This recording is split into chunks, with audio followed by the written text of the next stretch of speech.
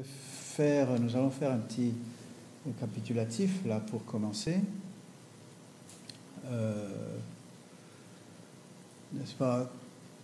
Le film a montré comment se sont fait les rencontres. Je crois que c'était de manière assez précise. D'abord, c'était entre Césaire et Senghor. Puis, on a vu comment la rencontre s'est faite avec les écrivains noirs américains.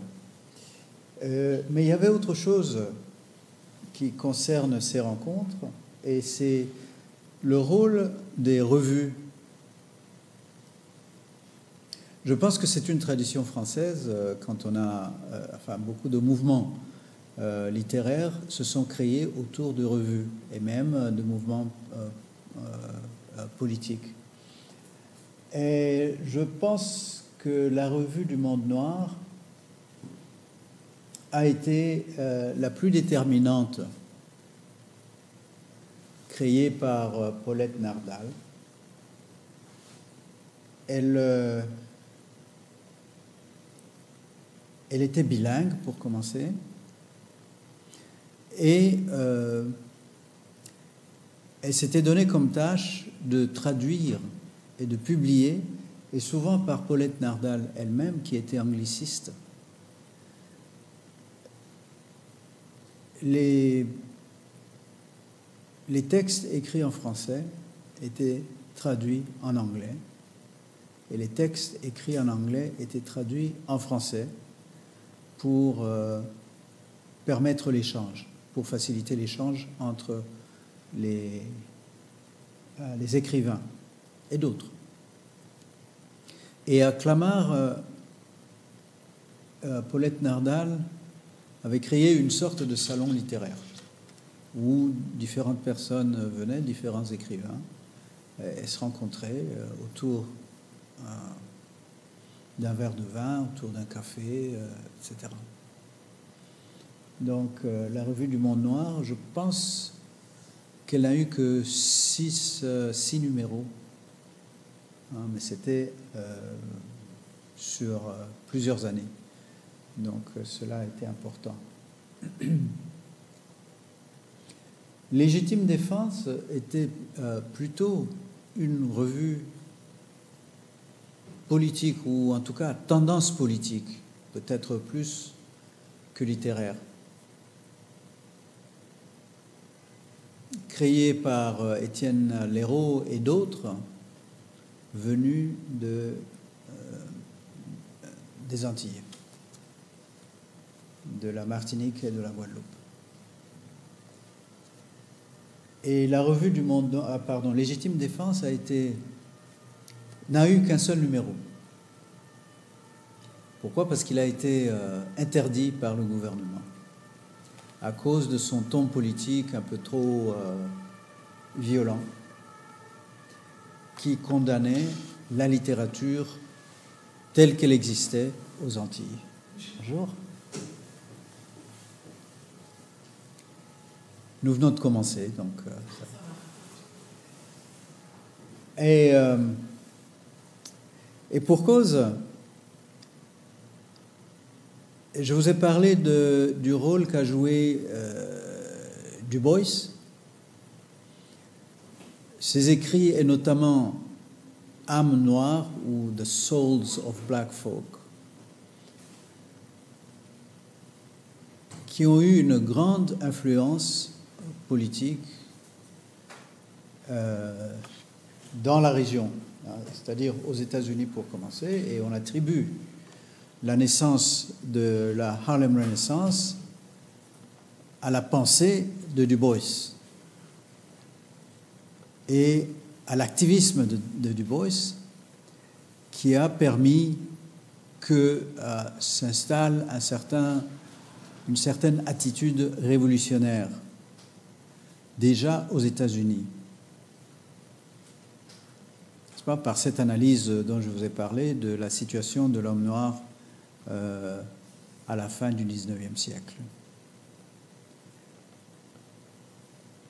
Mais au-delà des États-Unis, les idées de Du Bois ont influencé l'intelligentsia à Cuba et à Haïti, et en Haïti. Donc l'équivalent de Harlem Renaissance à Cuba s'appelait El Negrismo, le négrisme. C'est-à-dire la prise de conscience d'être noir, d'accepter cette condition-là, avec tout ce que cela implique. À Haïti, le mouvement s'appelait indigénisme, créé sous la houlette de écrits, notamment de Jean Prismars, qui était anthropologue, intellectuel haïtien.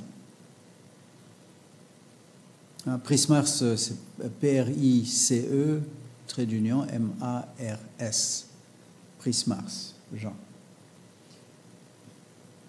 Mais tout cela n'était pas arrivé aux Antilles françaises. À Cuba, aussi bien qu'en Haïti, ça a provoqué un mouvement important d'expression littéraire, de publication,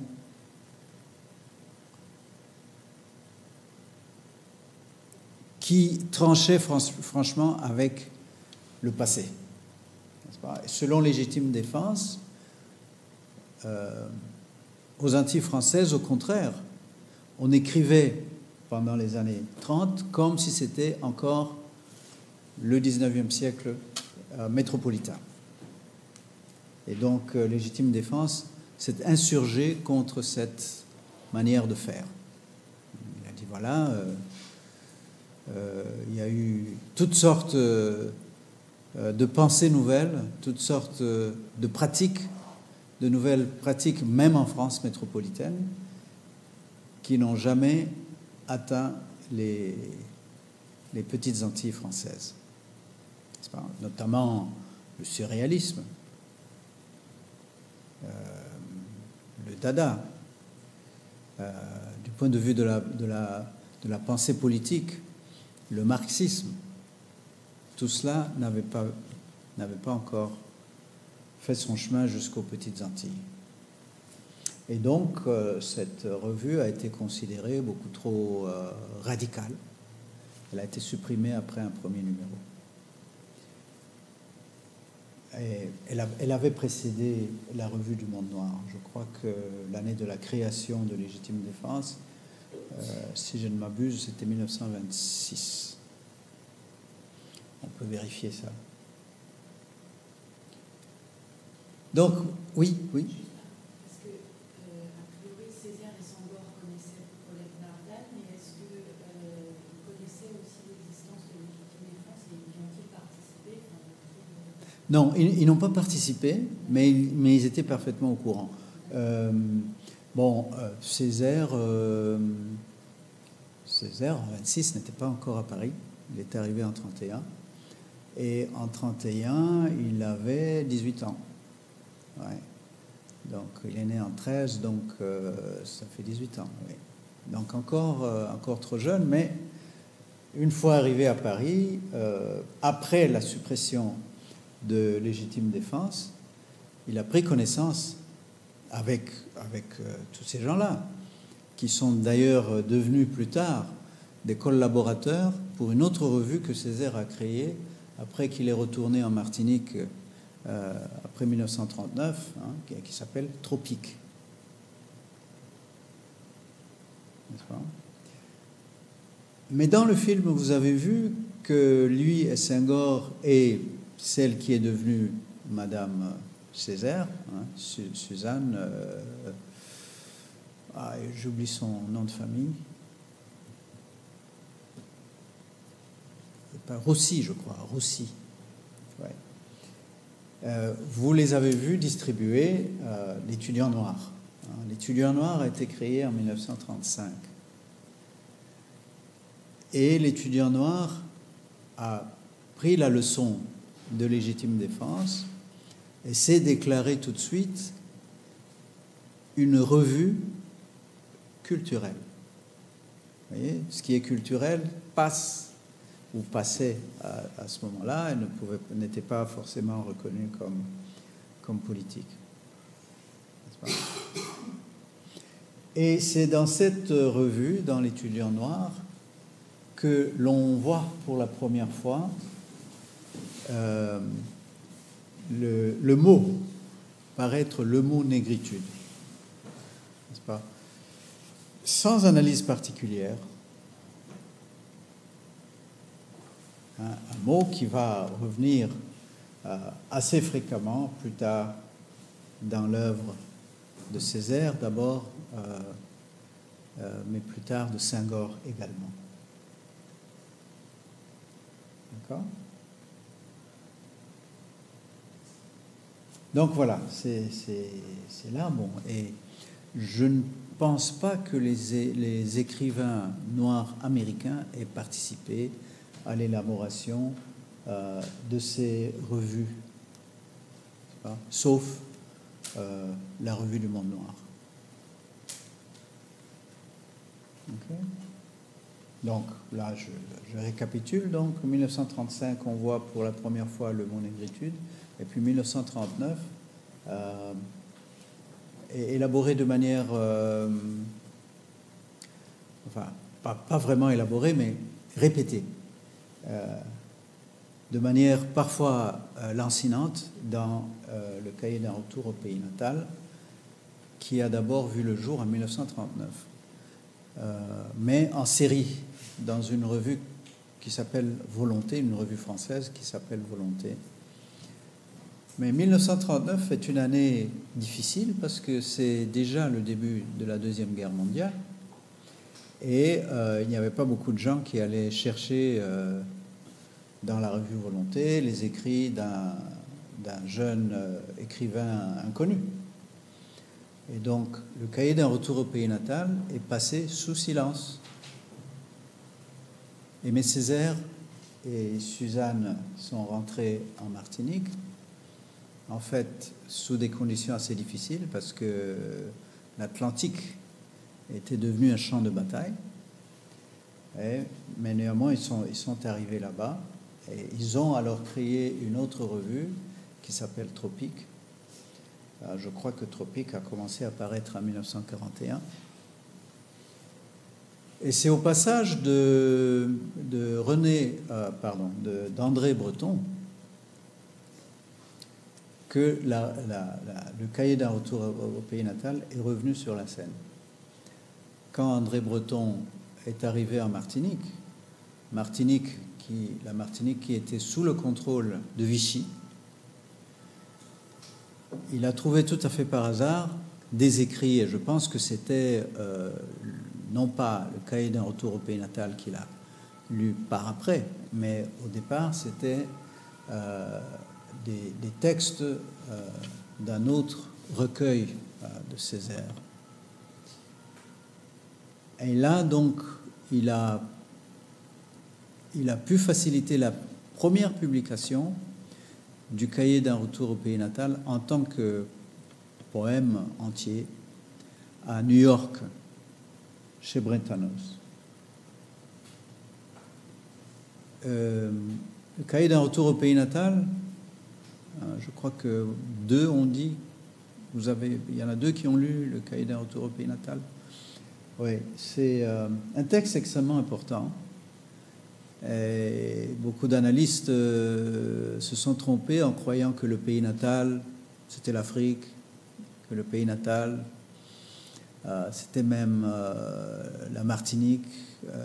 Bon, il y a moyen de voir en l'analysant que les deux peuvent être valables, mais physiquement, c'est très difficile de savoir. Et l'Afrique et les Antilles sont décrites d'une certaine manière dans le cahier d'un retour au pays natal, mais de manière très voilée pour la plupart.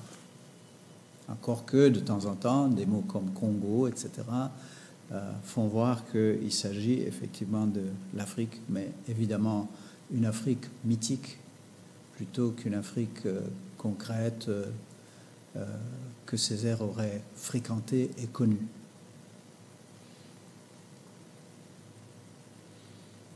Bon, mais le cahier d'un retour au pays natal, et même avant, le cahier d'un retour au pays natal apparu pour la première fois en 1939, je l'ai dit, en deuxième lieu, je crois que c'était en 1941 ou en 1942, Damas, le Guyanais, avait déjà publié Pygmant, un recueil de poésie assez neuve comme poésie, puisqu'elle introduisait dans la langue française certains tons qui ne sont pas, n'est-ce pas, de la prosodie normale française. Donc, une sorte d'expérimentation déjà avec la langue française en 1937. Il a aussi écrit d'autres textes plus politiques pour protester, par exemple, contre la répression d'une révolte en Madagascar. Et Senghor, avec Chant d'ombre, 1945, sa poésie, à lui aussi, a certaines tonalités neuves pour la langue française et surtout une certaine signification qui renvoie le lecteur vers une Afrique ancestrale. Donc voilà. Et la différence, selon certains critiques, entre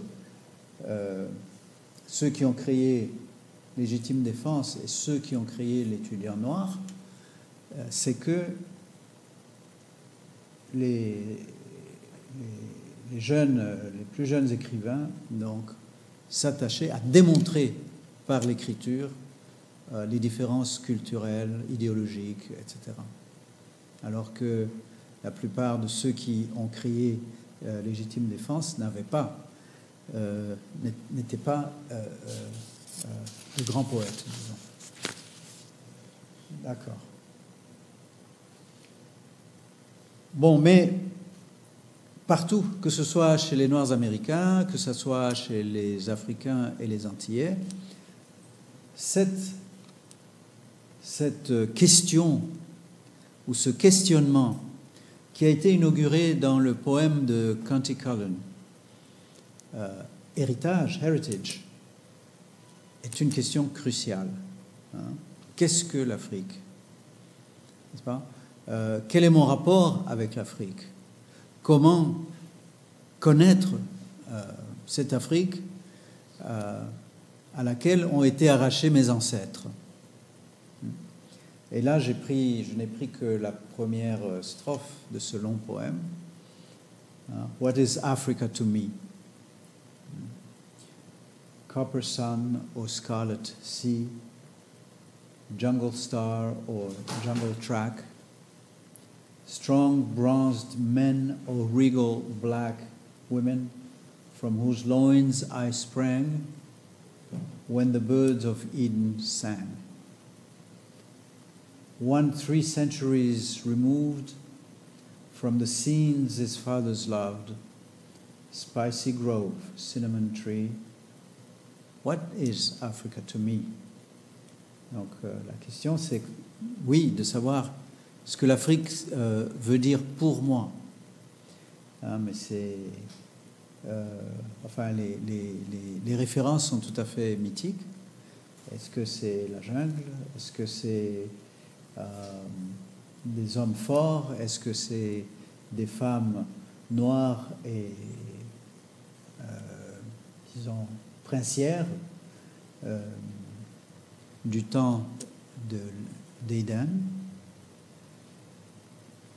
Et moi qui ai été séparé de cette Afrique depuis 3 siècles, je dois chercher ce que c'est que l'Afrique. Donc, n'est-ce pas, la strophe, en tout cas, qui commence par une sorte d'affirmation, une recherche, finit avec une interrogation. Oui?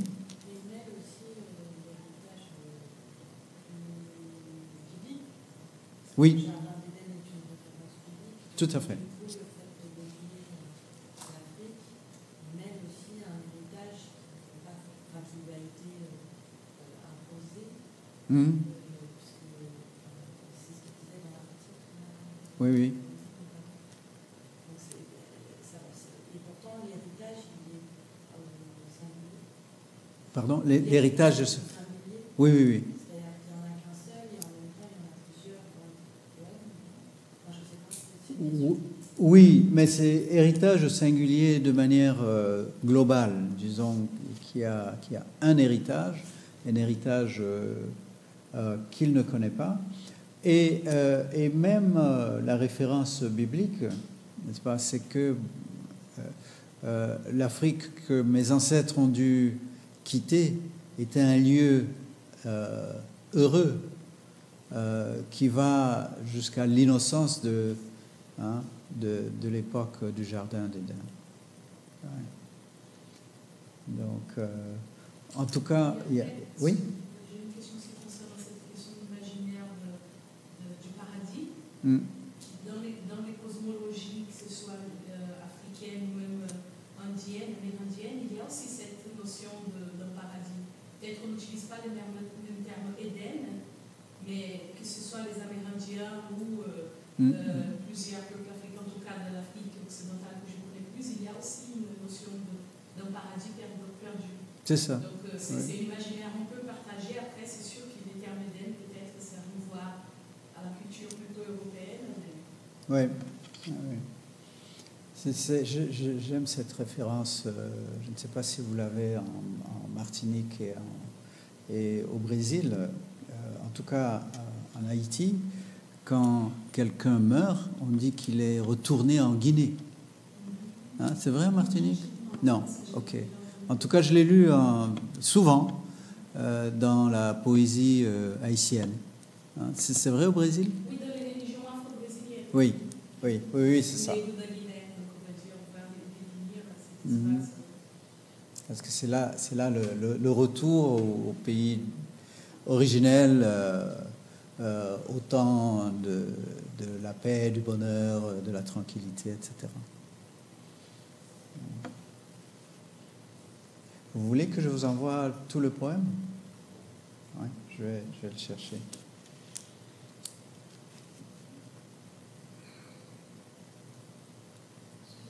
Oui? Est-ce qu'il est? Césaire est allé en Afrique, mais pas souvent. Souvent, il n'avait pas besoin d'y aller souvent. Mais disons qu'il n'a pas vu beaucoup de l'Afrique. Il a été au Sénégal et en Guinée. Ouais. Donc, au Sénégal, invité par Léopold Sédar Senghor, son ami. Oui. Mais il n'a pas vraiment, à ma connaissance, bien connu l'Afrique. Cependant, j'ai été très frappé par sa connaissance d'une certaine Afrique. Je vous ai dit l'autre jour, je crois que je vous ai cité les titres de ces pièces. Et une saison au Congo particulièrement, qui évoque des événements que j'ai connus.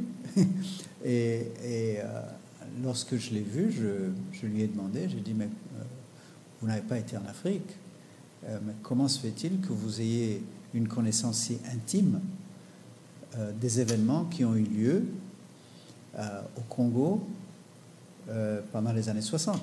Et ça, c'était en 76, je crois. Il a dit, bon, d'abord, il était très content. Je suis sûr que je n'étais pas le premier à le lui dire. Mais il a dit, voilà, je connais l'Afrique autrement. C'est une Afrique livresque. Je suis les infos de manière très attentive. Et je fréquente beaucoup d'étudiants. J'ai toujours fréquenté beaucoup d'étudiants africains, depuis Senghor. Mais Senghor est sa première référence africaine. Mais il en a connu beaucoup d'autres. Est-ce que vous savez ce qui a motivé ces choix sur les pays d'Afrique? Pourquoi le Sénégal et la Guinée et pas d'autres Le Sénégal, c'était très facile. C'était le pays de son ami. Et donc, quand son ami est devenu président, il l'a invité. Et puis, vous savez, le Sénégal a une longue histoire avec la France, mais c'est aussi, grâce à Senghor, le pays qui a le plus de rapports avec les Antilles. Et puis la Guinée est mythique aussi. Et la Guinée, c'est le seul pays qui a tenu tête à la France en 1958, lorsque le général de Gaulle a dit, voilà, aux pays africains, ceux qui veulent l'indépendance, qu'ils la prennent à travers un référendum. Et la Guinée est le seul pays qui a voté de quitter la communauté française. Grâce à Ahmed Sékou Touré, qui était un grand révolutionnaire à l'époque. En tout cas, c'est mon explication de ces deux pays-là. Le Congo, qu'il connaît d'une certaine manière, est aussi mythique, parce que souvent, quand on pense à l'Afrique, il y a comme ça des mots qui sautent, comme Congo, ben c'est l'Afrique. Bamboula, c'est la forêt équatoriale, etc.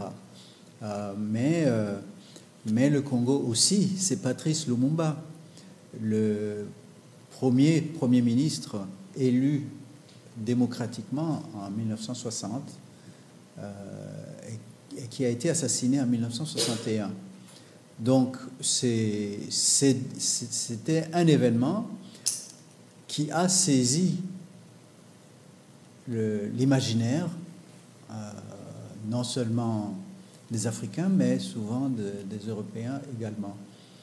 Et Césaire, qui avait déjà publié le discours sur le colonialisme, n'est-ce pas, connaissait très bien l'histoire du Congo, étant donné que c'était la colonie qui, à partir de 1885, est devenue la propriété personnelle du roi Léopold II des Belges. Et le roi Léopold II des Belges a divisé ce grand pays en concessions commerciales. Donc, les multinationales de l'époque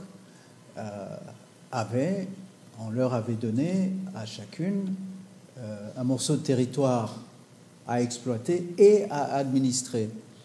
Et il s'en est suivi la plus grossière le plus grossier massacre de millions de gens. Si vous ne travaillez pas comme voulait votre patron, on vous coupez la main, le bras, etc.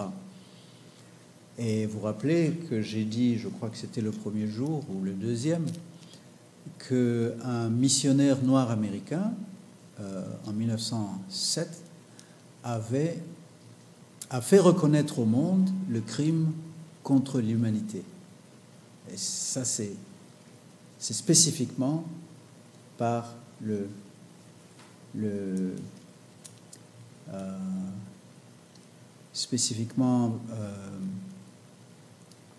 au Congo. Il faut aussi mentionner le fait que et Césaire et Senghor, quand ils étaient étudiants à Paris, faisaient certaines lectures. Dans le film, nous avons vu qu'il lisait un philosophe, je ne sais plus lequel, Nietzsche, peut-être. Mais comment? Pardon, je ne t'entends pas. Je n'ai toujours pas entendu. Je pense que c'était Derrida. Non, Derrida n'était pas encore sur la scène à ce moment-là. Ouais. Dans le film, vous voulez dire? Non, c'était pas Derrida. Derrida n'y était pas encore. Mais bon, à part certains philosophes, ils ont aussi lu un anthropologue très important, allemand, qui s'appelle Frobenius. Et Frobenius avait fait une étude spécifiquement sur le royaume du Congo, parce qu'il y avait eu un royaume au Congo déjà à partir du XIIIe siècle, qui a duré plusieurs siècles. Et Frobenius avait exprimé son admiration pour,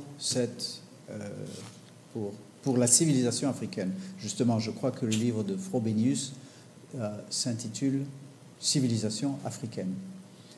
Et à l'époque, c'était saisissant que on parle de civilisation par rapport à l'Afrique.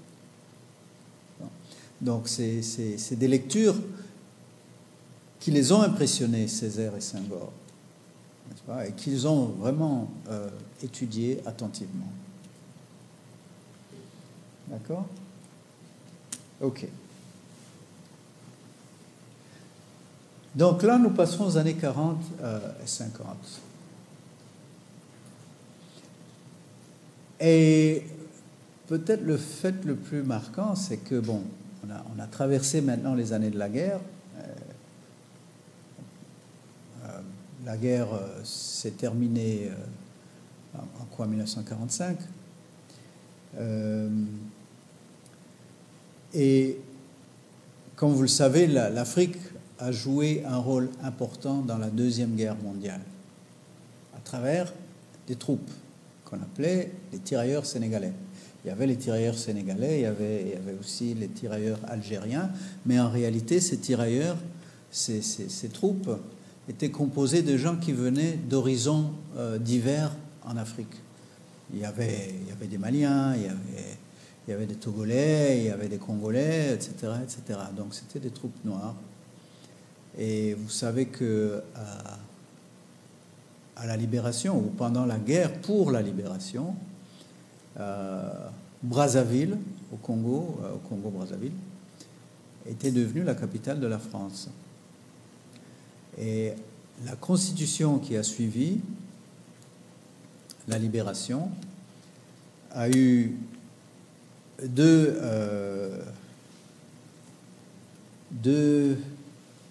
événements importants.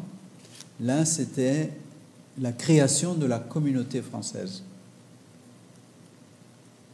Pardon, c'était l'Union française, 1946,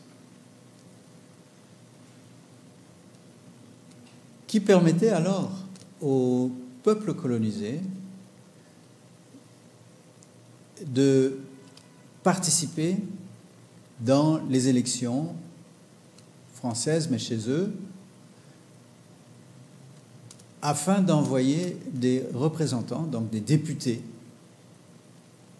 à l'Assemblée nationale à Paris.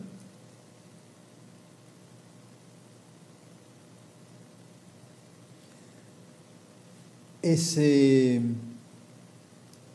parmi ces députés se trouvaient des leaders ou des futurs leaders politiques africains. Senghor notamment était à l'Assemblée nationale, ou Houphouët-Boigny de la Côte d'Ivoire était à l'Assemblée nationale, et éventuellement certains d'entre eux étaient devenus des ministres dans le gouvernement d'après-guerre en France.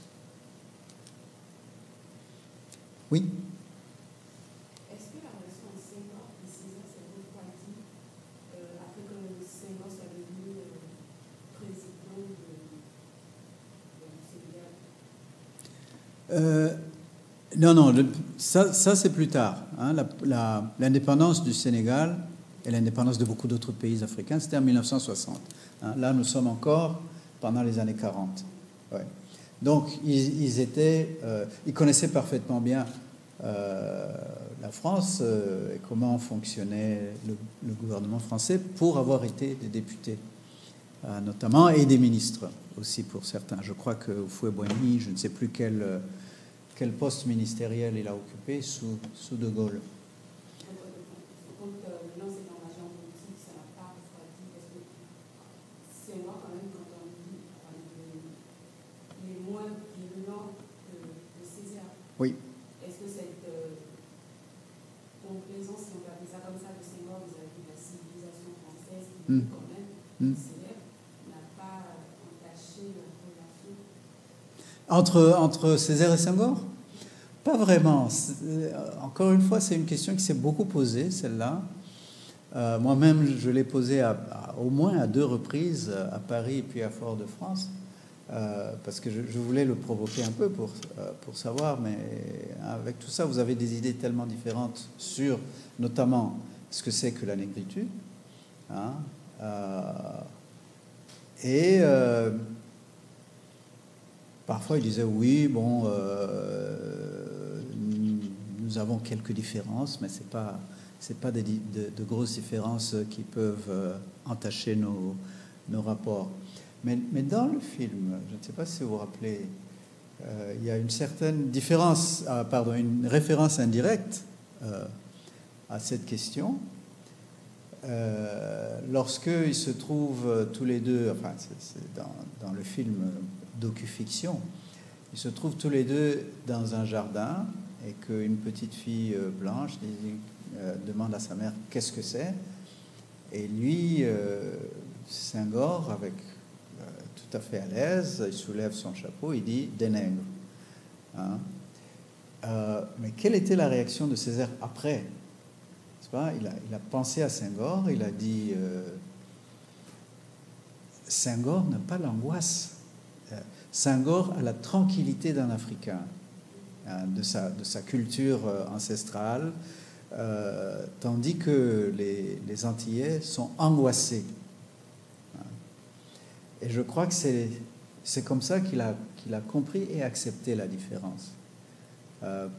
Senghor vient d'une culture millénaire, alors que Césaire vient d'une culture qui se bat contre la condition dans laquelle à laquelle elle a été soumise. Les différences politiques, c'est ça. Et tout à fait au début du film aussi, il y a cette virulence du discours de Césaire. Senghor le félicite après, mais il y a plusieurs députés blancs qui ont dit Houphouët n'aurait pas pu faire un discours pareil, et encore moins Senghor. N'est-ce pas? Ouais. Néanmoins, bon, il est devenu président et il s'est opposé à certaines choses, mais pas à la manière de Césaire, hein, d'une autre manière. J'ai lu quelque part qu'il a dit, voilà, un jour, je suis allé voir le général de Gaulle et je lui ai demandé qu'on doit faire ceci pour l'Afrique. Donc, lui, sa manière de se battre, c'était quelque part dans les coulisses, ou derrière les rideaux, etc. Oui? Est-ce qu'il connaissait, par exemple, Mongobetti? Oui, c'est probable. C'est probable puisque Mongobetti était professeur à... J'oublie le nom de la ville. Était professeur en France très longtemps dans un lycée. Et bon, si vous... là, vous parlez de Senghor. Si Senghor connaissait Mongobetti ou Senghor et Césaire? Senghor et Césaire. Oui, je crois que tous les deux devaient connaître. En tout cas, les écrits de Mongobetti. Ils ne pouvaient pas ne pas les connaître. Puisque Mongobetti était toujours en prise avec les autorités françaises d'une manière ou d'une autre. Notamment, plusieurs de ses livres ont été saisis à la publication. Main basse sur le Cameroun, par exemple. Il devait le connaître. Donc, le climat politique d'après-guerre a favorisé un certain nombre de choses pour les Africains. Donc, la possibilité d'être représenté à l'Assemblée nationale, ce n'était pas peu de choses. En 1945, Césaire a été élu sur la liste communiste de la Martinique. Et il est devenu à la fois député à l'Assemblée nationale et maire de la ville de Fort-de-France. Des postes politiques qu'il a gardé très très longtemps, jusque pendant les années 90. En 1946, il y a eu la question de la départementalisation des îles antillaises, n'est-ce pas? Et Césaire a participé, a soutenu ce mouvement-là. Beaucoup plus tard, les gens se sont demandé, mais tu parles d'indépendance, mais quand est-ce que l'indépendance viendra pour la Martinique, maintenant qu'elle est département français? Et pourquoi cela? C'est encore une question que je lui ai posée. Et sa réponse était que oui, voici ce qui s'est passé.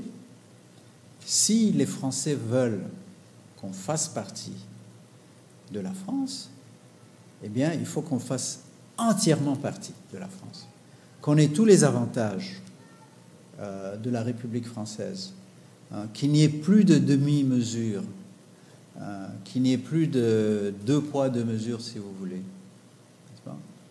Ce qui a toujours, et je pense que Césaire a toujours eu un certain degré de regret à ce sujet. Et ça se voit dans le début du film, n'est-ce pas, ce qu'il condamne. Mais en tout cas, tout cela a changé certains rapports entre la France métropolitaine, l'Afrique et les Antilles. J'ai une question concernant cette question de départementalisation. Oui. Parce que, par exemple, je sais qu'en Guyane, il va y avoir quand même un groupe qui est assez, comment dire, même aujourd'hui, c'est assez critique vis-à-vis de cet statut de département d'outre-mer. Et donc, est-ce qu'à ces moments-là, il n'y a pas un groupe qui trouve que Césaire quand même est assez complaisant aussi pour la République française? Est-ce qu'il n'y a pas un groupe un peu plus radical? Tout à fait. Il y a en Martinique aussi, et en Guadeloupe d'ailleurs. Oui, hein, oui, c'est contesté jusqu'à ce jour. Il y a des partis indépendantistes. Hein, et Césaire disait, voilà, l'une des raisons pour lesquelles lui, il a choisi la départementalisation, l'une des raisons, c'est par peur du géant américain, hein, qui ne voulait pas quitter la France pour être absorbé par l'Amérique. Donc, je ne sais pas si ce sont des rationalisations après coup, mais ça fait partie.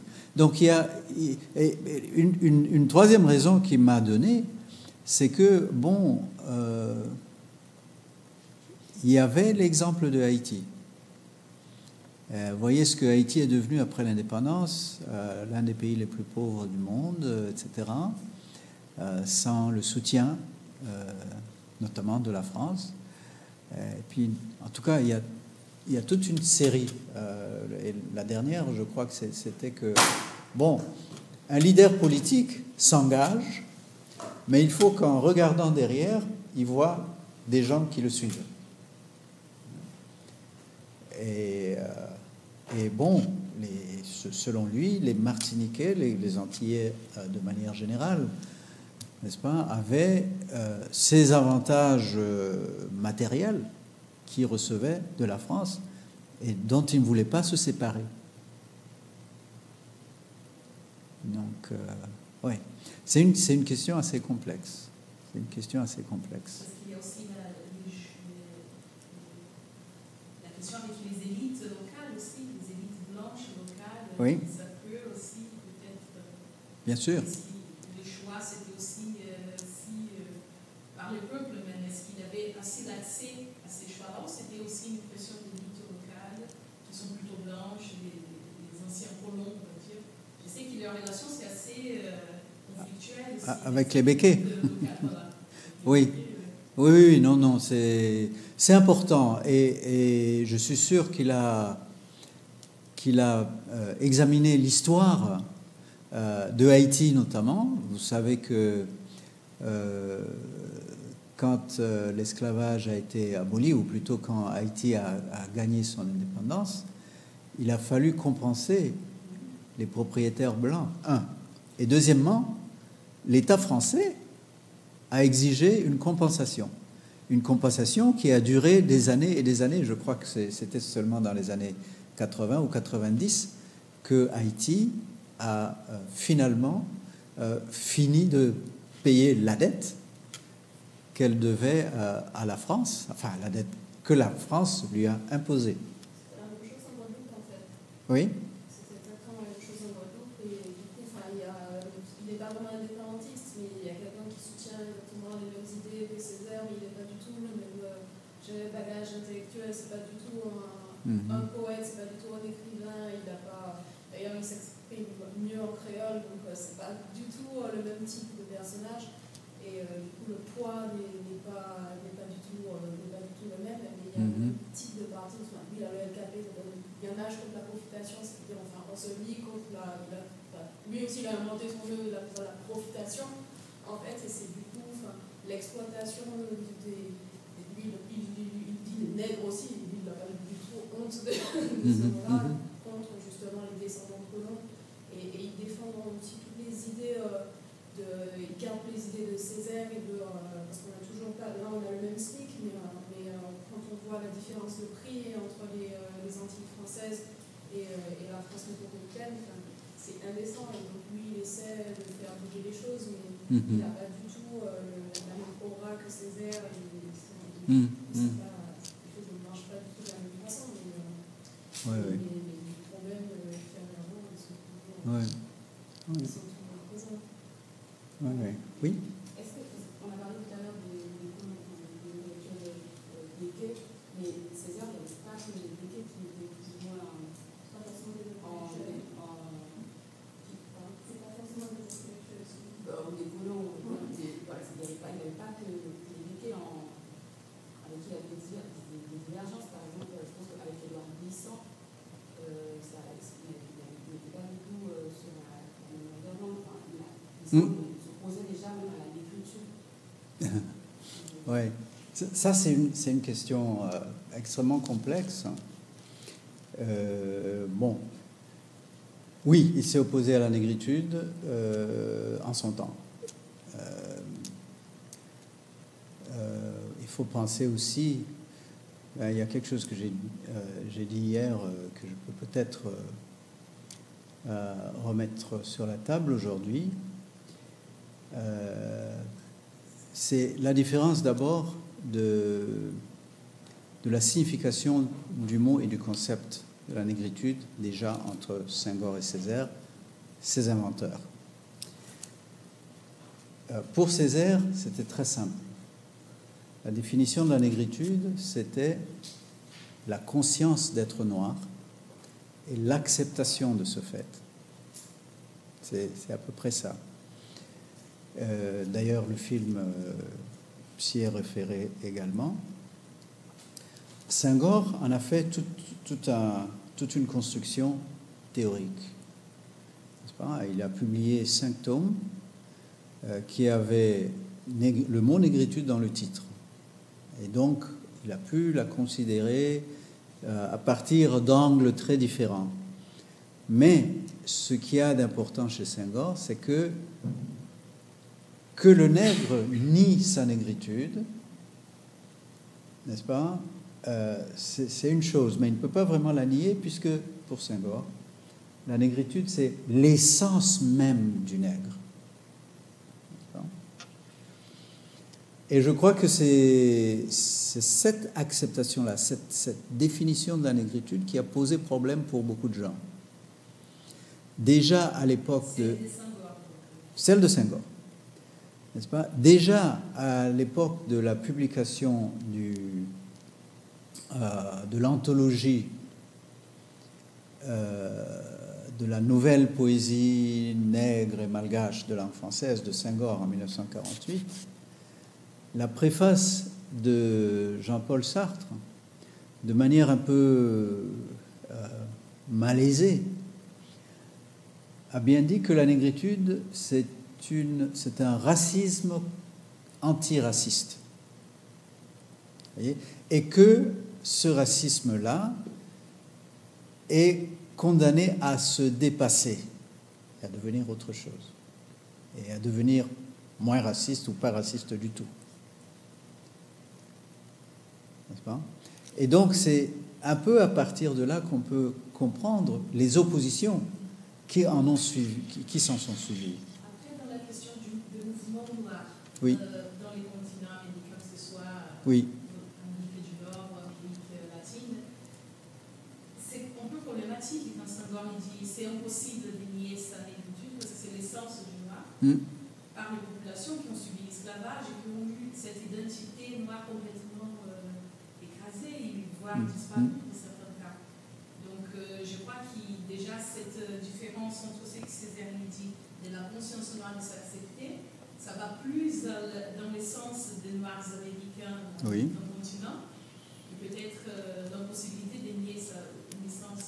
Je ne sais pas. Mais je sais que dans le mouvement noir, on va avoir toujours cette polémique même. Oui, et ce qu'il y a d'intéressant, c'est que, bon, en tout cas aux États-Unis, on peut prétendre nier, mais c'est l'autre qui va te rappeler que tu es noir malgré tout. Et c'était intéressant. Je continue à me référer à ce film parce que je le trouve intéressant dans ce sens-là. Le directeur de cette école qui dit « Mais qui est ce Césaire ?» dit « Voilà, c'est un de nos anciens étudiants. » Ah, mais il écrit bien. Mais un nègre, c'est toujours un nègre. N'est-ce pas? Donc, aussi longtemps que l'autre a ces attitudes-là, il sera impossible de nier qu'on est nègre. Mais les cas des États-Unis, il n'y a pas eu un message pas autant de la ségrégation. Oui. En fait, je crois que les messages, c'est pas si différent. Je vois oui, le Brésil. Oui. Il y a même, on discutait lors de notre séance, la question de l'archétype du mulâtre. Oui. De celui qui peut passer par un blanc. Oui. Et donc, ça pose la question, est-ce que moi, en pouvant passer par un blanc dans la société, quelle est ma place donc dans l'identité noire? Je crois que c'est dans l'Amérique latine, on va poser, en tout cas dans le Brésil, au Brésil en tout cas, on va poser cette question à ces termes-là. Oui. Ça montre un conflit avec beaucoup d'Africains, parce qu'ils veut dire, mais vous êtes, donc il y a la question du colorisme aussi. Oui. C'est très complexe aussi, cette question du colorisme. Est-ce que je ne suis pas assez noir parce que je ne suis pas assez foncé pour l'être? Oui. Ça, c'est une autre... Tout à fait. Et je crois que et Césaire et Senghor étaient conscients de cette complexité-là. Et peut-être surtout Césaire, d'ailleurs, dans ce sens. Parce que pour Senghor, être noir n'était pas une question. Enfin, c'était là. On ne peut pas nier. Bon, je veux continuer dans le sens de votre question et parler de Glissant, de Chamoiseau Confiant et Bernabé. Bon, si vous retournez à l'anthologie de Senghor, il y a le terme qui était un terme utilisé très souvent à l'époque, pendant les années 30, 40, 50, même 60 et au-delà, négro-africain. On parlait de littérature négro-africaine. Bon, c'était pour ne pas inclure forcément la littérature écrite par les Blancs d'Afrique ou par ceux qui n'étaient pas nègres, et notamment en Afrique du Nord, et peut-être même en Afrique du Sud, n'est-ce pas? Donc on parlait de littérature négro-africaine. Mais c'était surtout pour mettre ensemble les littératures écrites par les Noirs, qu'ils soient d'Afrique ou du Nouveau Monde. D'accord? Maintenant, pendant les années 70, et avec le développement de la littérature antillaise, il faut vraiment voir et dire que la littérature antillaise, que ce soit en Guadeloupe ou en Martinique, je connais très peu la guyanaise, elle est abondante pour si peu de gens, n'est-ce pas, si peu même d'écrivains. Il y a beaucoup de littérature. Et dans le même temps, ce qui s'est passé en Afrique, c'était qu'entre l'indépendance, 1960, et pendant toute une décennie, il y a eu très peu de production littéraire en Afrique francophone. N'est-ce pas? Donc la littérature antillaise a pris l'ascendant et s'est établie, a acquis une identité autre que négro-africaine. N'est-ce pas? Et c'est à ce moment-là que Édouard Glissant a commencé à parler d'une nouvelle identité, n'est-ce pas, qu'il a définie comme l'antillanité.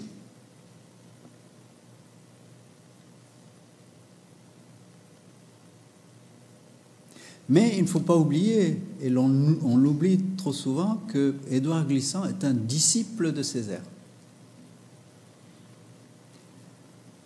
Et lui-même, Glissant, était le maître de Chamoiseau, Confiant et Bernabé, qui ont, en 1989, publié Éloge de la créolité. Et l'éloge de la créolité, c'est encore un pas de plus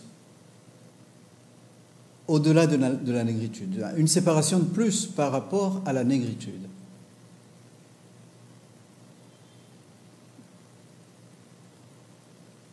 Hein, nous ne sommes ni blancs, ni noirs, ni indiens, ni ceci, ni cela. Nous sommes des créoles. Et les créoles, on en trouve partout. C'est peut-être tout le monde. Et donc, oui, mais la riposte de Césaire, la riposte de Senghor, d'abord, c'était, ben oui, vous pouvez devenir des créoles, mais vous n'en êtes pas moins nègre.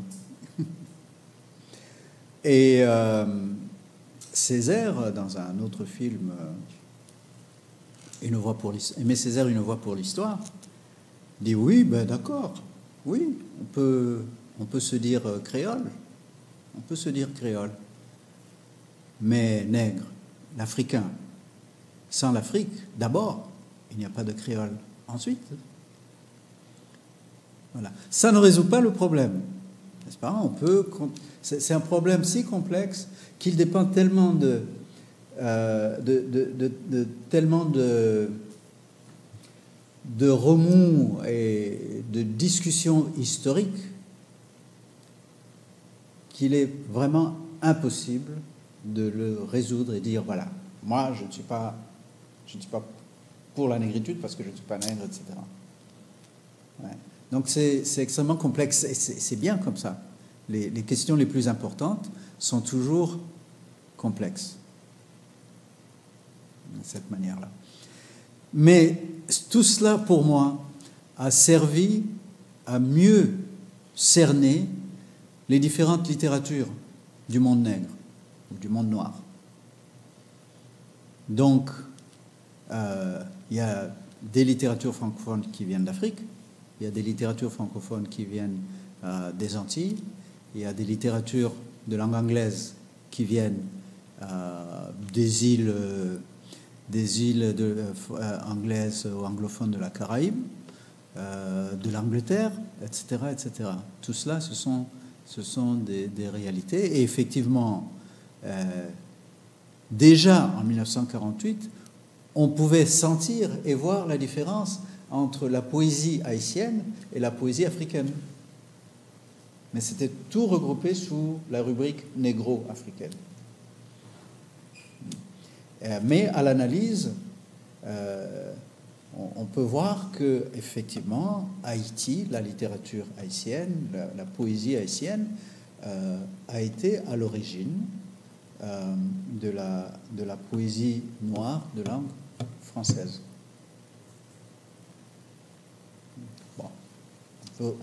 Pour Haïti, on peut retourner déjà au XIXe siècle, à l'époque de l'indépendance ou aussitôt après.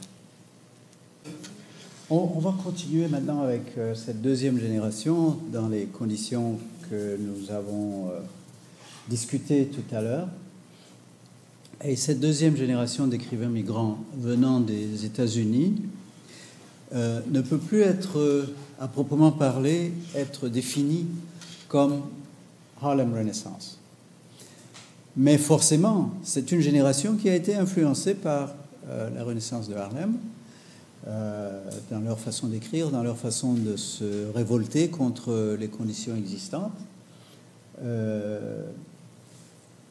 Et certains de ces écrivains sont quand même restés à Paris et en France, en général. Et la réflexion politique, culturelle et politique a continué, de sorte que... bon, un instant. J'allais vous montrer ceci tout d'abord, n'est-ce pas? Alioune Diop a été le fondateur de la revue Présence africaine en 1947. N'est-ce pas? Si vous vous rappelez les dates, 1947, donc la création d'une nouvelle revue qui s'appelle Présence africaine et qui existe toujours. Et en 1956, la création d'une maison d'édition qui porte le même nom. D'accord? Et en 1900... Je vais retourner en arrière. Voilà.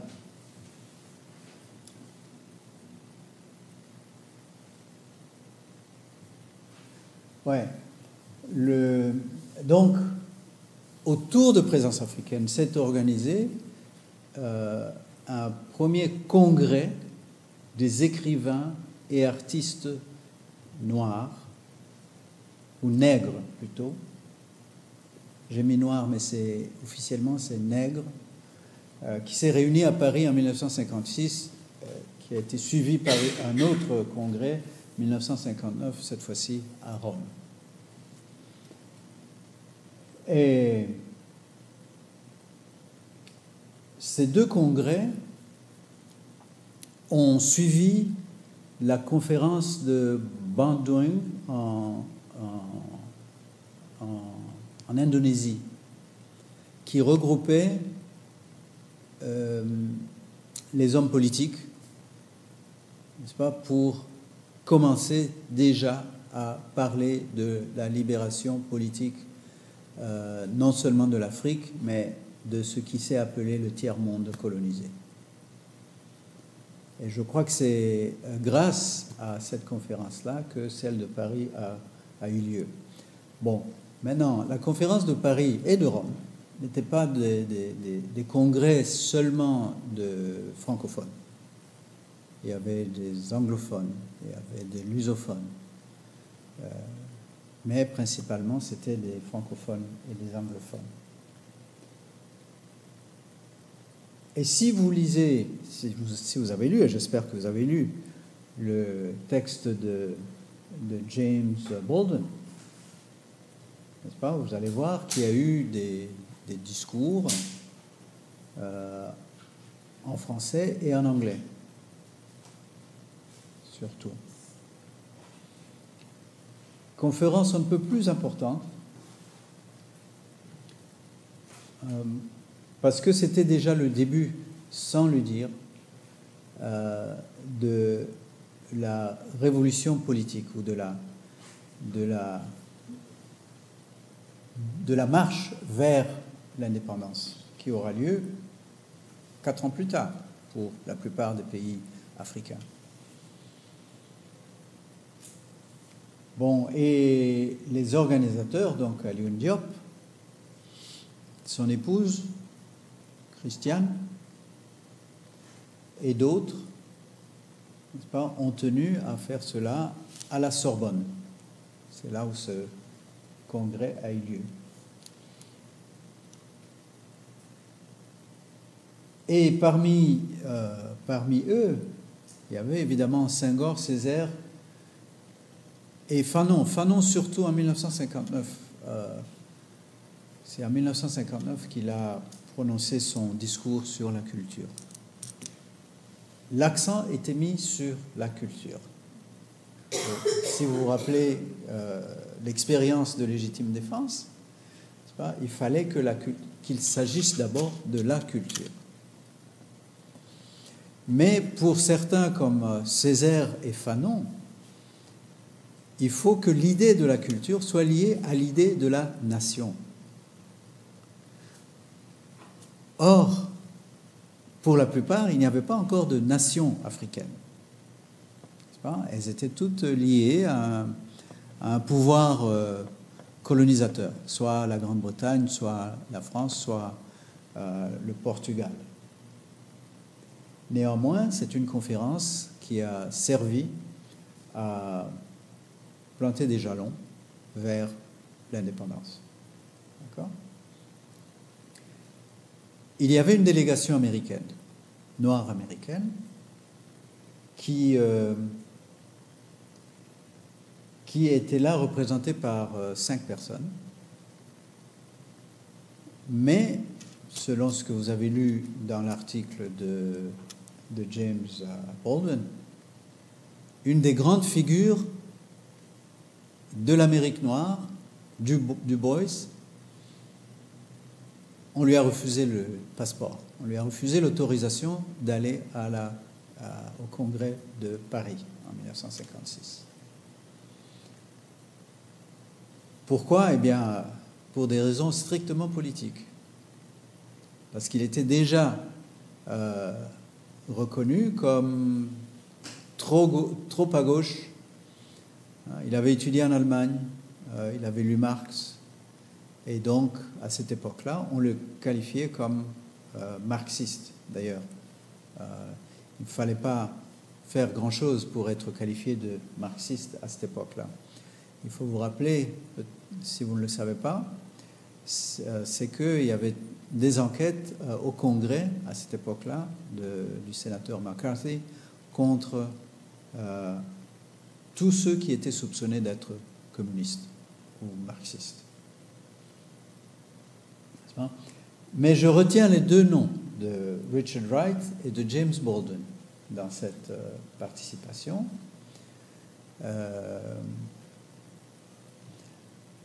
Pourquoi ? Parce que, Wright faisait partie de la délégation. Il avait été désigné comme membre de cette délégation. James Baldwin, par contre, était là comme observateur. Il était déjà à Paris, il vivait déjà à Paris, et il est allé comme observateur. Et Richard Wright avait, en 1956, déjà été en Afrique. Il avait été au Ghana. Et il a écrit un livre intitulé, c'était un récit de voyage au Ghana, et le livre était intitulé Black Power. Et si j'ai choisi ce texte, Princes and Powers, justement, c'est un peu pour lire le rapport de quelqu'un qui se trouve un peu à la marge de cette conférence, et quelles sont ses appréhensions, quels sont ses jugements, et sur le Congrès, et sur la situation du noir à cette époque-là. Voilà. Donc, voyons un peu, comme l'autre jour, comment procède son rapport, parce que c'est un rapport aussi, c'est un rapport de congrès. Qu'est-ce qui vous a saisi? Qu'est-ce que vous avez pu retenir comme... Et en réalité, je vais aussi l'appeler l'essai apparu dans une collection d'essais intitulée Nobody Knows My Name. D'accord. Alors, qu'est-ce que... en général, quelle a été votre impression de ce texte? Est-ce qu'elle vous permet, un, de connaître un peu James Baldwin, et deux, de comprendre ce qui se passe dans ce congrès? Oui? Vous pouvez parler un peu plus haut? Je trouvais que c'était assez bien fait parce que ça permettait de voir qu'il n'y avait pas d'homogénéité forcément dans les avis et dans les opinions. C'est-à-dire que chaque intervention défendait quelque chose, mais pas forcément toujours dans le même sens. Il y avait ça. Et du coup, je m'étais aussi posé la question du Bois. Pourquoi est-ce qu'il n'avait pas... Parce qu'il dit qu'on lit une lettre, on lit la lettre de Du Bois pour son intervention, où il explique que justement il n'a pas pu venir à cause du gouvernement, et je me demandais pourquoi lui et pas les autres, du coup. Voilà, vous avez répondu à la question. Et je m'étais demandé aussi à un moment, il y a une intervention, il dit à la page 15, he pointed out that the loss of vitality from which all Negro cultures were suffering was due to the fact that their political destinies were not in their hands. Et je me suis demandé si le fait que la culture africaine était très orale aussi, on ne pouvait pas imputer cette perte de vitalité à ça aussi, c'est-à-dire que comme il n'y a pas d'écrit forcément, et qu'ils avaient été déracinés. Qui parle dans ce que vous venez de citer? C'est Ali Diop. Ok. Oui.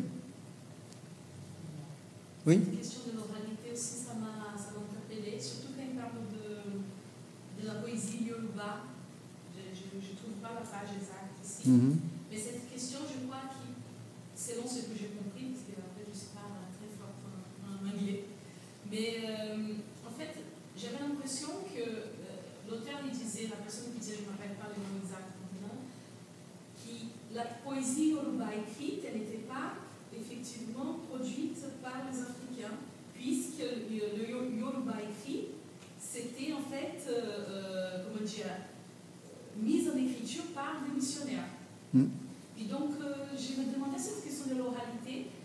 À cette époque-là, j'imagine qu'il y avait encore cette hiérarchie entre l'écrit et l'oral, qui n'est plus d'actualité aujourd'hui, de mettre les sociétés écrites hiérarchiquement supérieures aux sociétés orales.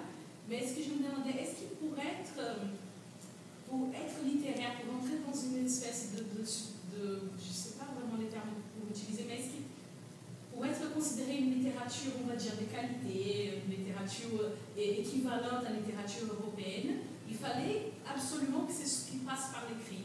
Est-ce qu'il a la présence de l'écrit, elle établissait en fait une espèce de hiérarchie dans les pratiques littéraires africaines. Donc ça m'interpelle un peu cette question d'oralité et de la pratique littéraire. D'accord. Quelqu'un d'autre? Moi, je trouvais que, on en discutait là, quand on est arrivé, que ça permet bien de voir la différence de caractère entre Senghor et Césaire dans ce texte où on ressent bien le calme et la poésie de Senghor ici et toute la verve de Césaire, où on voit tout son engagement politique et tout son caractère qu'il a eu jusqu'à la fin de sa vie et tout son engagement. Et ici, dans ce texte, on voit un peu toute la douceur de Senghor. Et aussi toute ce dont on parlait ici dans cette séance, un peu le manque de tolérance des Noirs africains envers les Noirs américains vis-à-vis de leur conception de la négritude, en fait. Et alors, je ne sais plus, je n'ai pas surligné, mais je ne sais plus exactement à quelle page c'était, mais ils n'étaient pas forcément très tolérants vis-à-vis de leur discours et vis-à-vis de leurs idées. Et voilà, je trouve que c'était bien exprimé dans ce texte. Une chose que fait James Baldwin, c'est je pense qu'il a mis en exergue certains discours. Je ne pense pas qu'il ait fait un rapport sur tous les discours qui ont eu lieu. Il a choisi certaines personnalités. Qui sont ces personnalités?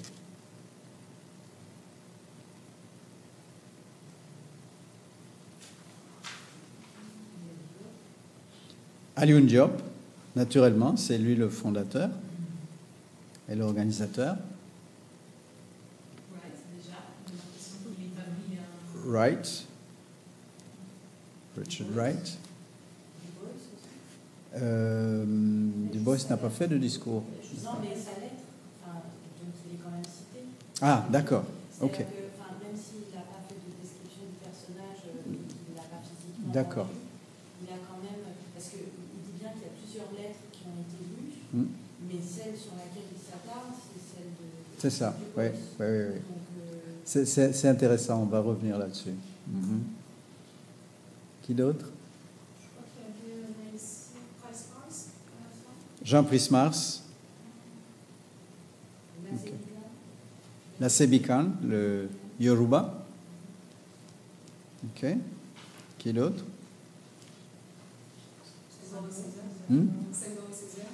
Senghor, Césaire.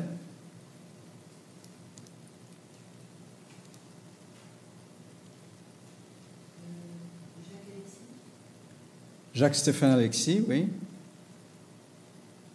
Haïtien.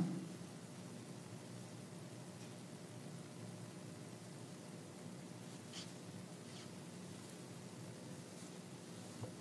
pense qu'il y a une forte intervention d'une autre personne qui s'appelait Césaire aussi, mais c'est très fort. Je pense qu'il y a un autre Césaire qui répond à une question. Ah oui, je crois. Oui, je ne me rappelle plus lequel que c'était. Ouais. Qui? Oui, un pasteur là, camerounais. Oui. C'est ça. Et George Lamming. Ah, ok. Donc, pas mal de discours, n'est-ce pas? Et comment est-ce que James Baldwin lui-même se positionne par rapport à toutes ces personnalités qu'il a choisies? Dans son ton, dans ce qu'il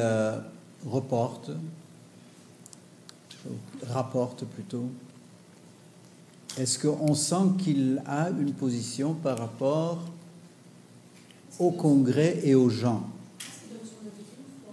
Pardon? Il me semble qu'il me donne son avis une fois. Je ne sais plus trop qui. Je pense qu'il y avait une personne qui disait qu'il y avait un discours qui était un peu. Que moi j'ai trouvé un peu pro-colonisation, je ne me souviens plus qui c'était. Et James Baldwin disait que c'était un peu étrange. Je trouve la page. C'est-à-dire qu'il ne fait pas que rapporter ce qu'il entend. Il émet ses propres positions, ses positionnements par rapport à ce discours. Pas tous, hein, mais certains. Je trouvais qu'il y a vraiment juste une fois où il a vraiment commenté. Même quand il n'est pas émettre un jugement, je crois qu'il est choix des adjectifs, de la façon dont il décrit la personne, de la façon dont il rapporte son discours, c'est déjà un jugement. Oui. Donc c'est bien que j'ai l'impression qu'il essaie, mais je ne sais pas si c'est intentionnel ou pas, mais j'ai l'impression qu'il essaye de se mettre comme un journaliste presque. Oui. Mais en même temps en train de donner peut-être son attachement ou pas à la tradition, aux idées de la personne qui va rapporter le discours. Tout à fait. Donc, autrement dit, il n'est pas neutre. Non, il n'est pas neutre. Oui, il a travaillé comme journaliste aussi, mais la façon dont il parle de ces discours qui ont été prononcés n'est pas neutre. Et il y a particulièrement, à mon avis, plus que deux, mais je vais juste mentionner deux de ses compatriotes. Il y a le discours de Richard Wright et il y a la lettre de Du Bois, n'est-ce pas? Qu'est-ce qu'il dit de la lettre de Du Bois?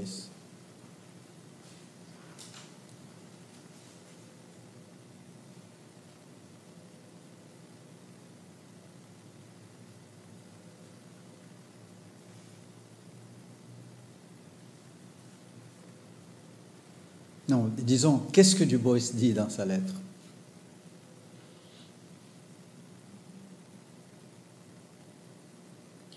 Any American Negro traveling abroad, c'est cette partie-là. Any American Negro traveling abroad today must either not care about Negroes Oui, or say what the State Department wishes him to say. voilà. Qu'un Américain noir voyageant à l'étranger aujourd'hui soit n'a pas d'égard pour les autres noirs, soit il dit au département d'État, au gouvernement, ce qu'il veut qu'ils disent. Mais est-ce qu'il n'y a pas un jugement implicite donc de la délégation qui est là? Oui, oui, tout à fait. Mais même lui, il peut Parce pas qu'il le prendre, dirige pas, Baldwin, il dit, mais- parce qu'il peut se sentir aussi concerné par cette attaque, dans la mesure où Baldwin est là, et pas Du Bois, et il condamne les Noirs qui sont partis des États-Unis, puisqu'il sous-entend que ceux qui sont partis n'ont pas d'égard pour les leurs. Baldwin peut se sentir aussi directement visé par cette Et attaque. surtout, j'ai l'impression que par rapport à cet extrait-là, et quand il parle au début du texte, qui seulement, je ne sais pas, deux tiers des personnes étaient, deux tiers des présents, c'était effectivement des personnes de couleur, parce que j'ai bien compris cette phrase. Donc, je ne sais pas, j'ai l'impression qu'il est. J'ai pas l'impression qu'il est tout à fait, comme dire, à l'aise dans la structure du congrès. Quand il parle déjà, pourquoi il a besoin de citer ça d'une façon très spécifique? Oui. Seulement deux tiers des personnes sont Je me suis des posé personnes de la couleur. question aussi, parce que même dans la formulation de la Oui. phrase, I should judge that, Exactement. on se demande, mais juger quoi? Enfin, qu'est-ce que ça veut dire être beaucoup? Est-ce que ça veut dire justement qu'ils ne sont pas assez? Ou est-ce que ça veut dire que les blancs sont trop nombreux? Enfin, je me suis ou justement à qui s'adresse-t-on? Est-ce que ce congrès s'adresse seulement aux Noirs, ou est-ce qu'il s'adresse aussi aux Blancs? Enfin, je me suis posé la question. C'est sûr qu'il y a des Blancs dans le public, puisqu'il y a eu une discussion à un moment qui a fait que certains Blancs n'étaient pas contents de ce qui se passait dans le Congrès, n'est-ce pas? Mais selon ce que dit Baldwin, enfin il cite de manière explicite ce que dit Du Bois, et ça semble être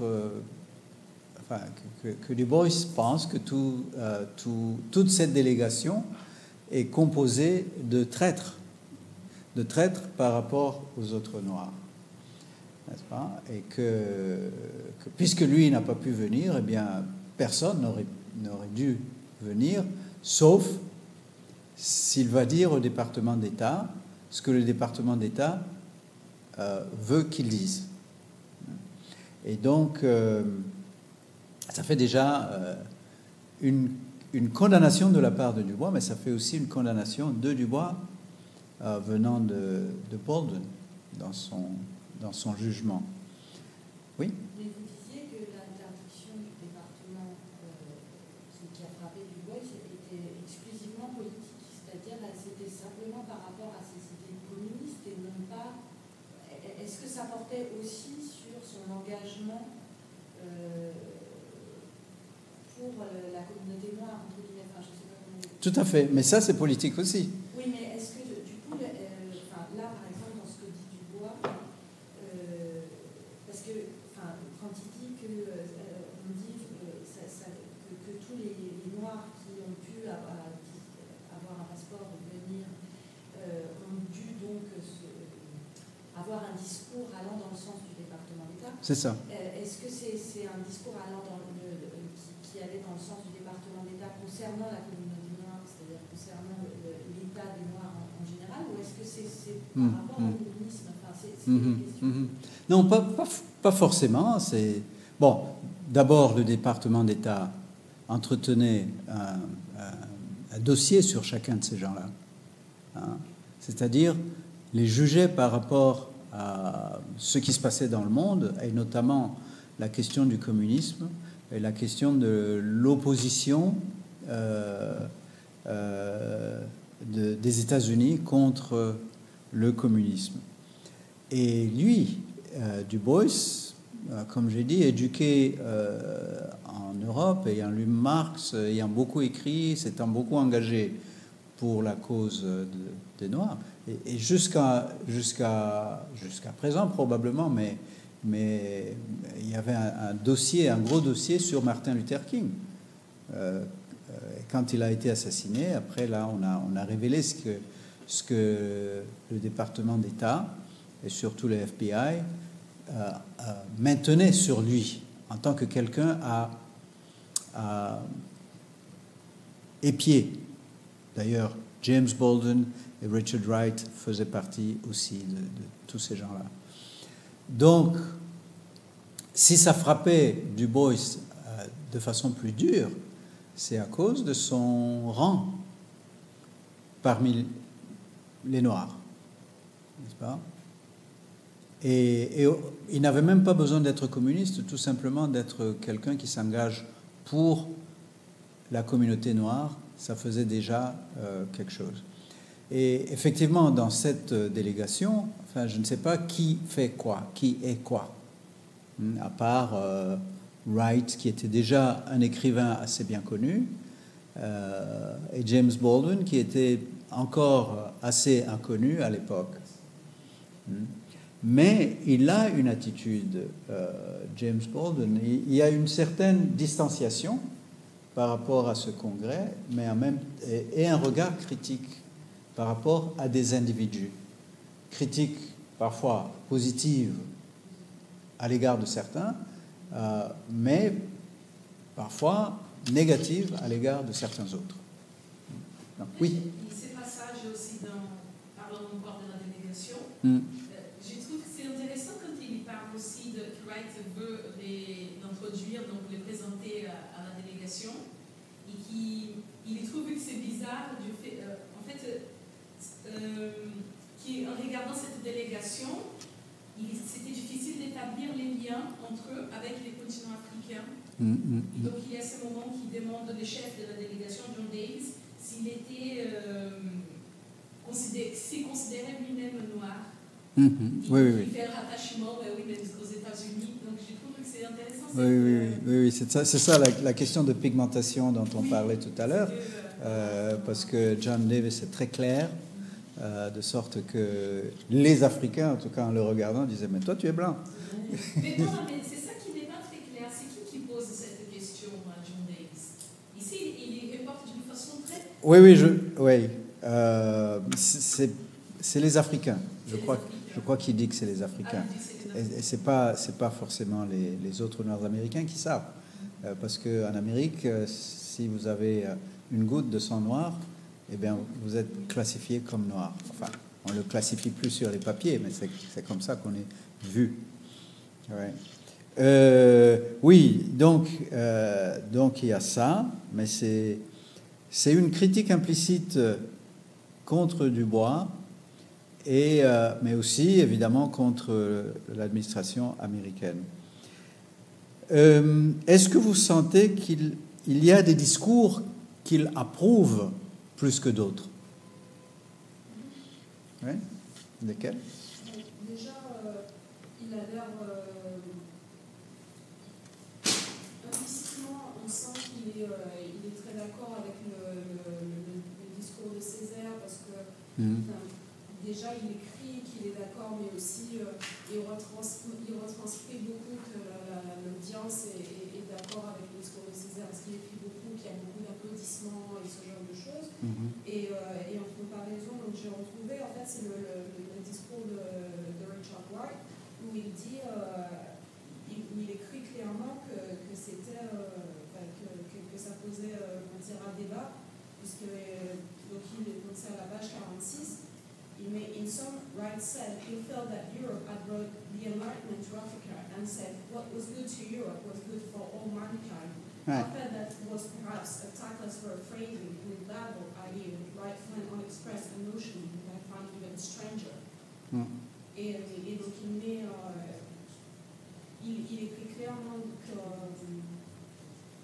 que ça a posé problème et que lui, il a trouvé que c'était problématique et que ça manquait de tact. Donc on voit clairement la différence de position et la différence de ressenti entre ces deux discours, oui. en tout cas de façon personnelle et aussi, je pense, le ressenti des gens qui étaient là. Je pense qu'il a bien retranscrit ça. C'est ça, oui. Il est midi, hein, on va partir. Il est midi. Ah oui. Oui, je vous en prie. Bon, on reste encore quelques minutes, si vous le permettez, parce que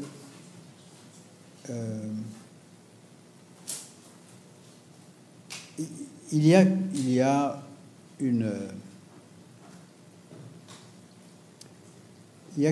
quelque chose dans ce discours, dans cet article de Baldwin. C'est pas, il y a une certaine rencontre entre lui en tant qu'écrivain noir américain des années 40, post-Harlem Renaissance, et l'Afrique. C'est son premier contact avec l'Afrique.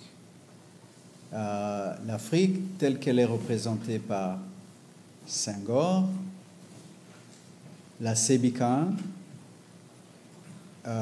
Ekolo, Alioune Diop, c'est l'Afrique des élites. Et je pense qu'il fait un rapport assez critique, mais en même temps, il ne connaît pas l'Afrique que décrit Senghor, par exemple. Il ne la connaît pas.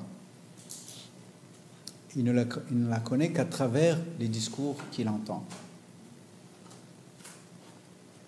Et comme Wright, Baldwin est aussi allé en Afrique, mais il n'a rien écrit d'autre sur l'Afrique que ce texte-là. Et souvent, je me demande pourquoi. Parce qu'une visite en Afrique, ça devait être quelque chose de saisissant par rapport aux préjugés que lui ont donnés les écoles américaines. Parce que voilà, il y a manque de civilisation, il n'y a que la jungle, il y a tout ceci, il y a tout cela, il n'y a pas de civilisation en Afrique, il n'y a pas de culture. Et donc, rencontrer les Africains a dû lui donner une certaine impression qu'il n'a peut-être pas retrouvée une fois qu'il a voyagé. Je sais qu'il a voyagé avec sa sœur, il a passé plusieurs semaines dans plusieurs pays africains. Et ça, c'était après le congrès ? C'était oui, c'était après le congrès, mais il n'y a pas de texte. Or, nous savons que James Baldwin écrit beaucoup, et la plupart de ce qu'il écrit, en fait, c'est sous forme d'essais, sous forme de rapports, etc. Et la deuxième chose que je veux juste mentionner, c'est, moi, ça m'a surpris qu'il ait été d'accord avec Wright. Parce qu'ils sont devenus, en tout cas, lui, il a exprimé son désaccord profond avec James Wright, avec Richard Wright. Or, Richard Wright a fait ce voyage au Ghana, invité par le Premier ministre d'alors, qui est devenu le président du Ghana, Kwame Nkrumah. Et dans son livre, n'est-ce pas, il continue avec les idées qu'il a exprimées lors de son intervention en 1956. D'ailleurs, Wright était déjà revenu d'Afrique. Et dans ce texte, il dit que voilà, la colonisation a été une bonne chose pour l'Afrique. Hein? Oui. C'est une bonne chose parce qu'elle a débarrassé les Africains des traditions millénaires qui les ont retardés. Il utilise même les termes de lumière, non? Oui, tout à fait. Oui. Et bon, beaucoup plus tard, à la mort de Richard Wright, James Baldwin a écrit un essai qui critique sévèrement les positions de Wright. Donc ça peut être comme une surprise.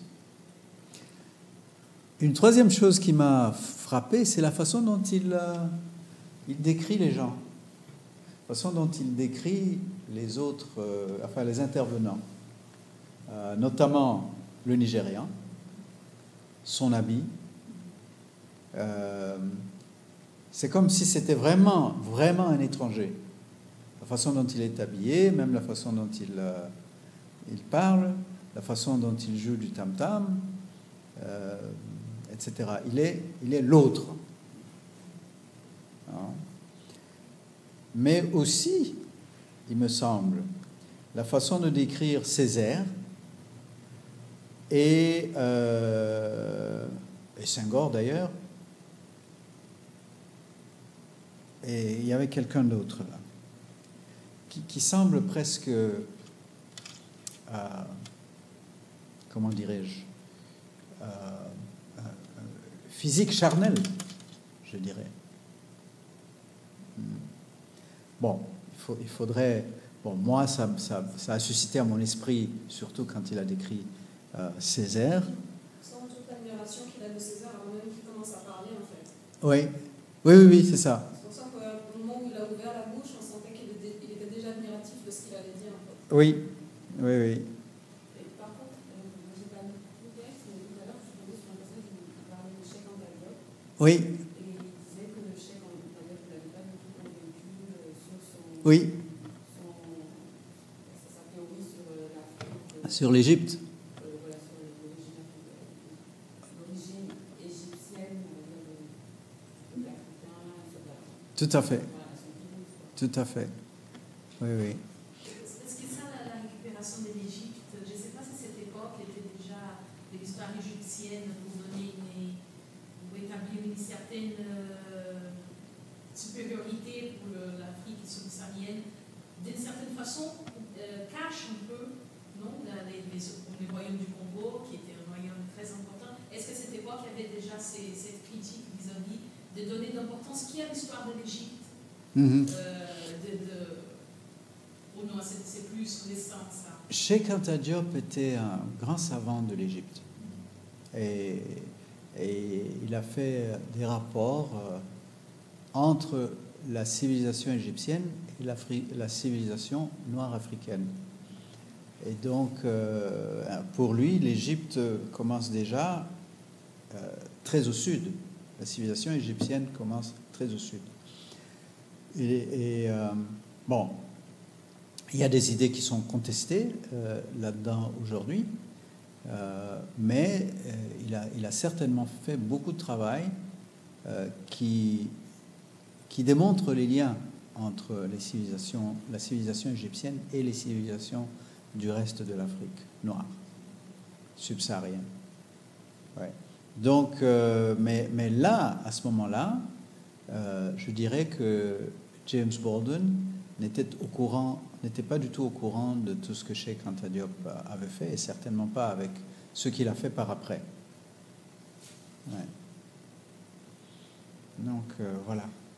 Je ne vais pas vous retenir plus longtemps, mais je trouve que c'est un texte intéressant pour connaître James Baldwin et sa façon de penser à l'Afrique de l'élite, mais aussi par rapport aux autres Américains et certains Antillais aussi.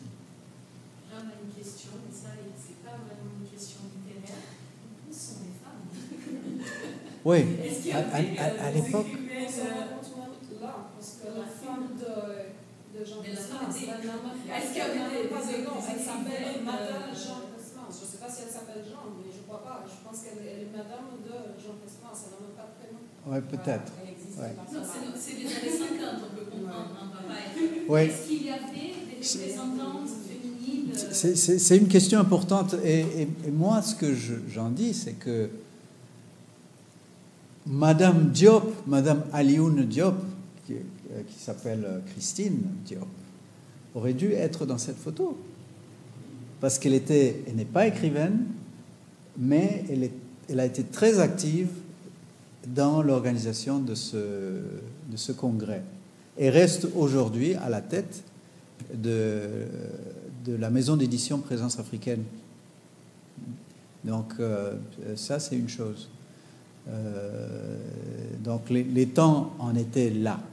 Mais il y avait des représentantes de ces mêmes, par exemple, de Harlem Renaissance, donc de cette génération, il y avait de femmes écrivaines Oui, il y en avait. Est-ce que je ne vous ai pas montré au moins une?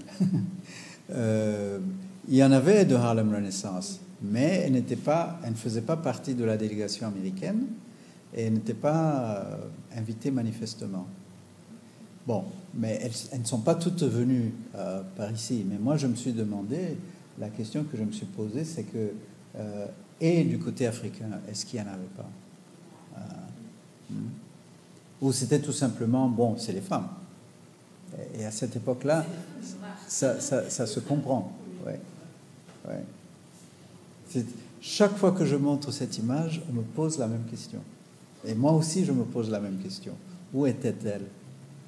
Bon, il y a un livre, je vais en chercher le titre, intitulé quelque chose comme Les femmes, The Women of the Harlem Renaissance. Et ça peut vous intéresser.